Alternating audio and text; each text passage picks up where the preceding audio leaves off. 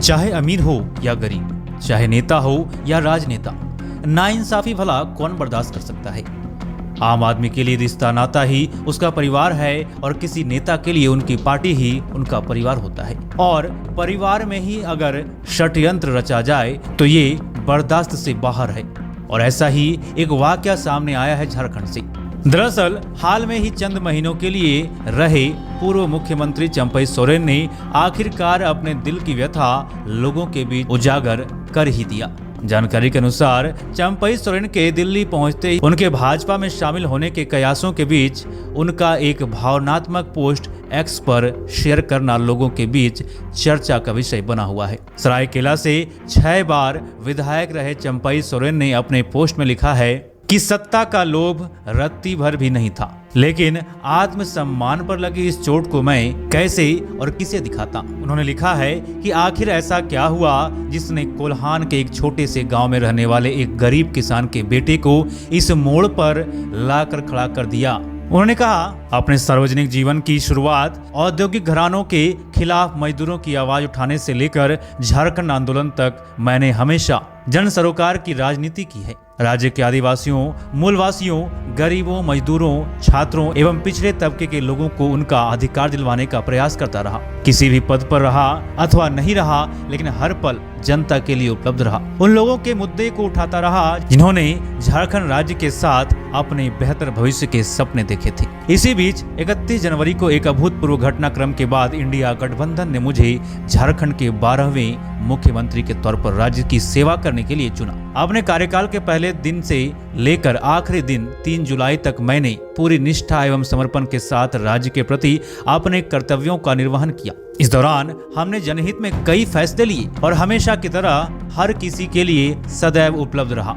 बड़े बुजुर्गों, महिलाओं, युवाओं, छात्रों एवं समाज के हर तबके तथा राज्य के हर व्यक्ति को ध्यान में रखते हुए हमने जो निर्णय लिए उसका मूल्यांकन राज्य की जनता करेगी। जब सत्ता मिली तब बाबा तिलका मांझी, भगवान बिरसा मुंडा और सिद्धो कान्हू जैसे वीरों को नमन कर राज्य की सेवा करने का संकल्प लिया। झारखंड का बच्चा बच्चा जानता है कि अपने कार्यकाल के दौरान मैंने कभी भी किसी के साथ ना गलत किया है ना होने दिया है।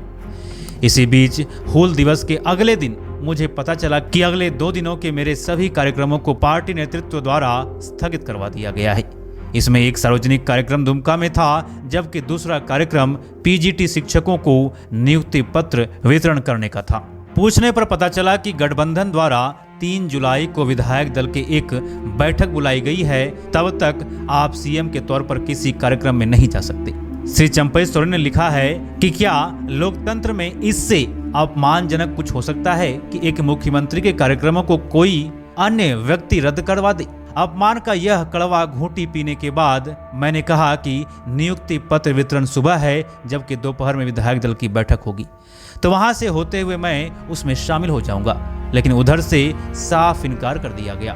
पिछले 4 दशकों के अपने बेदाग राजनीतिक सफर में मैं पहली बार भीतर से टूट गया हूँ। समझ नहीं आ रहा था कि क्या करूं। 2 दिन तक चुपचाप बैठकर आत्ममंथन करता रहा। पूरे घटनाक्रम में अपनी गलती तलाश रहा था। कहने को तो विधायक दल की बैठक बुलाने का अधिकार मुख्यमंत्री का होता है, लेकिन मुझे बैठक का एजेंडा तक नहीं बताया गया था। बैठक के दौरान मुझे इस्तीफा मांगा गया। मैं आश्चर्यचकित था, लेकिन मुझे सत्ता का कोई मोह नहीं था, इसलिए मैंने तुरंत इस्तीफा दे दिया। लेकिन आत्मसम्मान पर लगी चोट से दिल बड़ा ही भावुक था। देखिए, हमने बोल दिया जहाँ पर अभी है वहीं पर है। लेकिन आपको मुख्यमंत्री पद से हटाने के बाद झारखंड मुक्ति मोर्चा के कई विधायक नाराज थे कि परिवारवाद को खत्म करके चंपई सोरेन आगे आए हैं, अब उन्हें हटाया जा रहा है। बड़े नेता हैं आदिवासी। सर, एक बड़े नेता हैं आप आदिवासी, आपको हटाया गया, क्या आपकी नाराजगी है हेमंत सोरेन से या जेएमएम से? आपको लगता है कि नहीं हटाना चाहिए था, चुनाव आपके उसमें होना चाहिए था? जी सर। आप लोग जैसे हमको सवाल करते जा रहा है ना, जी सर, हम उसमें क्या कहेंगे कि हम जो स्पेशल हम जो बोल दिया, हम निजी काम के लिए काम में आए हैं। हाँ। और हम जहाँ पर है वहीं पर है। कलकत्ता चंपई साहब